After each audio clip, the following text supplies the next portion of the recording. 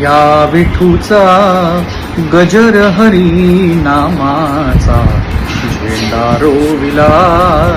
या विठूचा गजर हरी नामाचा झेंडा रोविला.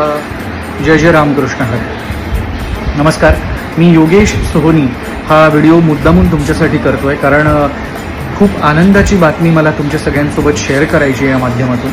आणि ती माहिती अशी आहे की आपल्या सगळ्यांचं लाडकं दैवत विठ्ठल, सो पंढरपूरचा विठ्ठल आता थेट सातारा समुद्रापलीकडे म्हणजे लंडनला जाऊन पोहोचणार आहे, प्रति पंढरपूर या रूपाने.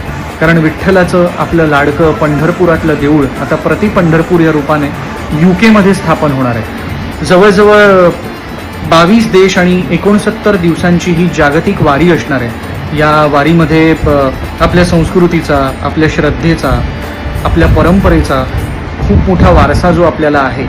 तर हा क्षण किंवा ही सगळी वारी ही आपल्यासाठी अत्यंत अभिमानाची गोष्ट आहे. आणि 14 एप्रिलला ही वारी सुरू झाली आणि ती जवळजवळ 20 जूनपर्यंत ही वारी असणार आहे. 20 जूनला याची सांगता होणार आहे आणि विठ्ठलाचं देऊळ UK स्थापन केलं जाणार आहे. तर तुम्ही प्लीज सगळ्यांनी या वारीमध्ये नक्की सहभागी व्हा. विठ्ठल रखुमाईचा जय जयकार करत या वारीचा आनंद आणि विठ्ठलाचं दर्शन नक्की घ्या.